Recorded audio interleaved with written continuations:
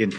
Señores, está solicitando el fiscal que todo el tiempo que dure el proceso ustedes estén en prisión preventiva oficiosa. Es decir, la ley contempla que por el delito de portación de arma de fuego de uso exclusivo deben estar, la Constitución incluso dice que deben estar en prisión preventiva.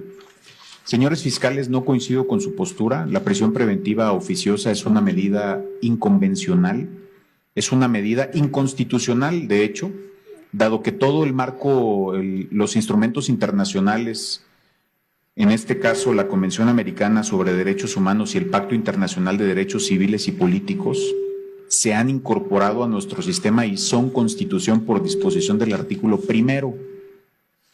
Nuestra Constitución contempla en el artículo 19 que la prisión preventiva en ciertos delitos se pone en automático, es decir, de manera oficiosa. Esa es la interpretación que se deduce del artículo 19. Pero hubo una reforma en materia de derechos humanos en 2011 y en 2011 se estableció en el artículo 1 de la Constitución que en México se van a reconocer no solamente los derechos humanos de fuente nacional, sino también los derechos humanos de fuente internacional. Aquellos que estén en tratados internacionales en los que México haya sido parte con contenido de derechos humanos. La Convención Americana de Derechos Humanos y el Pacto Internacional de Derechos Civiles y Políticos son estos instrumentos internacionales que se incorporaron a la Constitución, tanto como si se hubieran, si me permiten hacer la explicación de esta manera, si se hubieran impreso y engargolado a la Constitución. Son Constitución. De igual manera, las sentencias de la Corte Interamericana de Derechos Humanos son vinculantes para el Estado mexicano. México reconoció la jurisdicción contenciosa de la Corte Interamericana en 1998. Y la Corte Interamericana de Derechos Humanos, señores, ha reconocido que la prisión preventiva es una medida cautelar válida. Sin embargo, ha dicho que es una medida cautelar, la prisión preventiva, no la oficiosa, que es válido otorgarla siempre y cuando sea proporcional, necesaria, excepcional. No puede estar determinada por el tipo de delito ni por la gravedad de la conducta y no puede ser utilizada como pena anticipada. Entonces, si ustedes se dan cuenta, tenemos en nuestro mismo marco constitucional normas del mismo nivel que establecen, por un lado, prisión en automático y por otro lado, prisión no en automático, es decir, excepcional, proporcional, necesaria, etcétera, no en automático. ¿Qué sucede cuando tenemos normas del mismo nivel que conflictúan por regular de manera distinta un derecho humano, como en este caso? Tenemos por un lado el artículo 19 de la Constitución que establece prisión en automático, es decir, influye en la presunción de inocencia, específicamente en la posibilidad de seguir su proceso en libertad. Y del otro lado tenemos normas del mismo sistema de rango constitucional que son la Convención Americana sobre Derechos Humanos y el Pacto Internacional de Derechos Civiles y Políticos, así como las sentencias de la Corte Interamericana que dicen prisión no en automático.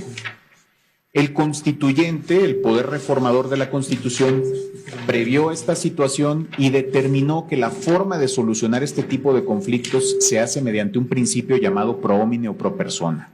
El principio pro homine o pro persona, si ustedes también me permiten la explicación, obliga a pararnos frente a ese parámetro y preguntarnos cuál de los dos protege más a la persona. ¿Cuándo protege más a la persona alguna norma del parámetro? Cuando amplía un derecho humano o restringe menos a la autoridad para involucrarse con ese derecho humano. Entonces, una prisión en automático restringe la presunción de inocencia de manera irreflexiva. Y una prisión no en automático, entonces establece ciertos parámetros que no permite la Constitución.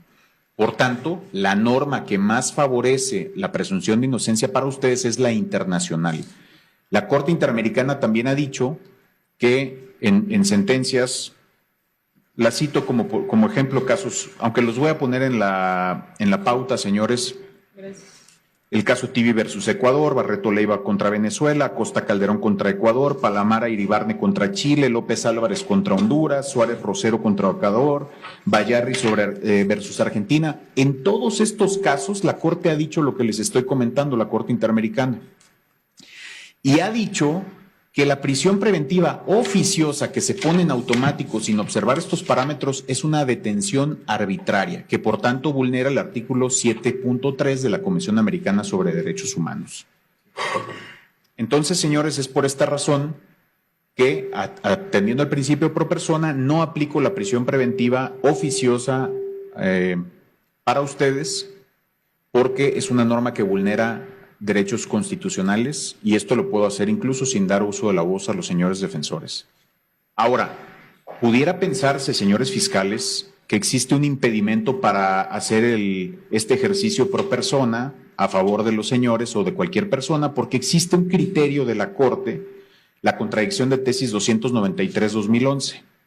En esa contradicción de tesis 293-2011, la Corte dijo lo que les acabo de decir. Que dijo la Corte lo que dice el artículo primero, que las normas de derechos humanos en México de fuente nacional e internacional están al mismo nivel y no se relacionan de manera jerárquica, no está una sobre la otra. Y también dijo que las sentencias de la Corte Interamericana todas son vinculantes para México. Hay un inconveniente. Se considera, me parece, de manera inadecuada y no acertada en México, que la 293 es un obstáculo para hacer esto, porque se dice que la contradicción de tesis 293, en función de lo que una de las tesis, la primera de las tesis que emanó de esta jurisprudencia, dice que los derechos humanos no se relacionan jerárquicamente entre sí, pero que cuando haya una restricción en la Constitución se debe estar a la restricción. Sin embargo, señores, no es eso lo que dice la contradicción de tesis 293-2011. Eso dice el rubro de una de las tesis que emanó de esa contradicción. El texto de la contradicción de tesis, de la tesis, y la página 37 de la ejecutoria, es decir, la propia sentencia que le da sustento, establece que no se relacionan de manera jerárquica entre sí. Pero cuando haya una restricción, no en la Constitución y no toda, sino en términos de la parte final del párrafo primero del artículo 1 de la Constitución, así lo dice expresamente la ejecutoria y el cuerpo de la tesis, no su rubro, se debe estar a esa restricción. ¿Qué dice el artículo 1, la parte final? Pues dice, la parte principal dice lo que les dije, que los derechos humanos reconocidos son los de fuente nacional e internacional, y la parte final dice, cuyo ejercicio no puede restringirse ni suspenderse, salvo en los casos que diga esta Constitución. Así dice, restringir, suspender esta Constitución. Remite a la propia Constitución. ¿Qué artículo constitucional habla de restricción y suspensión de derechos humanos? El artículo 29. ¿Y qué dice el artículo 29? Que el presidente de la República, que solo el presidente de la República, con aprobación del Congreso, puede restringir y suspender, las palabras que les estoy diciendo que dice el artículo 1, derechos humanos o sus garantías, en todo el territorio nacional o en un lugar específico. Y esto para hacer frente a una situación, ¿cuál? Por ejemplo, invasión, perturbación grave de la paz, etcétera. Entonces, podemos entender que lo que dice la contradicción de tesis 293-2011 es que los derechos humanos no se relacionan de manera jerárquica entre sí. Pero cuando el presidente de la República, con aprobación del Congreso, haya restringido o suspendido un derecho humano o una garantía, se debe estar esa restricción. Y en el caso de México, señores, el presidente de la República no ha restringido la presunción de inocencia ni el derecho de las personas a enfrentar un proceso en libertad. Por esa razón no estamos ante una restricción a que se refiere a esta contradicción de tesis 293-2011. Así que, señores fiscales, es por ello que no impongo prisión preventiva oficiosa por ser inconvencional, ni siquiera me meto a analizar la convencionalidad del 19, señores, ni siquiera inaplico el 19, sino únicamente lo hago vía pro homine y no es obstáculo a la 293 por todas las razones que he manifestado.